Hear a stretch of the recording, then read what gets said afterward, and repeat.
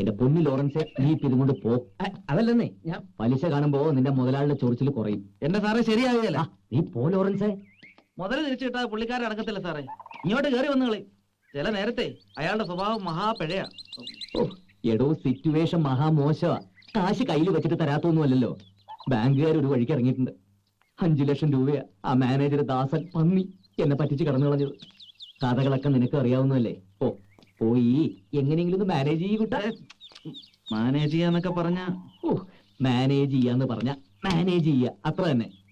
ഒരു രക്ഷയില്ലെങ്കിൽ കുറച്ച് എലിവേഷൻ മേടിച്ച് നീ നിന്റെ മുതലാളിക്ക് കൂടെ ബാക്കി കാശിന് നീയും പുട്ടടിച്ചോ. നീ പോലെ ഓറൻസേ. അല്ല അതെ, എന്റെ ദൈവമേ, ഏത് നേരത്താണാവോ നീ എന്നെ മല കയറ്റിയത്?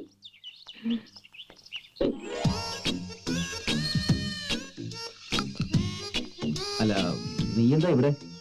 ഞാൻ പോസ്റ്റ് ഓഫീസിൽ പോയി കുറെ കാർഡ്സ് അയച്ചു, ഫോൺ ചെയ്തു, പിള്ളേർ സെറ്റിന് കുറെ ചോക്ലേറ്റ്സ് വാങ്ങി, പ്ലസ് അല്ലറ ചില്ലറ ഷോപ്പിംഗ്. മുത്ത് കുറച്ച് പോക്കറ്റ് മണി തന്നേ.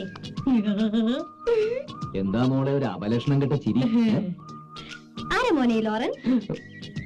ലോറൻസ്, മൈ ഫ്രണ്ട്, എന്റെ വെരി ക്ലോസ് ഫ്രണ്ട്. എന്താ? അല്ല ഒന്നുമില്ല. ഈ ക്ലോസ് ഫ്രണ്ട്സിന് ഇങ്ങനെ കാശ് കൊടുക്കുവോ കാണാൻ വരുമ്പോ? എല്ലാം മാറിയെന്ന് വാച്ച് ചെയ്യായിരുന്നല്ലേ? ബോബന് മോളിലെ പട്ടിയെ പോലെ എല്ലാ ഫ്രെയിമിലും നീ ഉണ്ടാവുമല്ലോ. ഫിനാൻഷ്യൽ പ്രോബ്ലംസ് വളരെ വറി ചെയ്യുന്നുണ്ടോ? ചില്ലറ പ്രശ്നങ്ങളില്ലാതില്ല. എന്താ? എല്ലാ പ്രശ്നങ്ങളും സോൾവ് ചെയ്യാൻ ഒരു വഴി തെളിഞ്ഞു വരുന്നതാവേ. എന്ത് വഴി? ഏത് വഴി? അങ്ങനെ ചുമ്മാ പറഞ്ഞു തരാനൊന്നും പാടില്ല, എന്നാലും പറയാം, ശ്രദ്ധിച്ചു കേട്ടോ.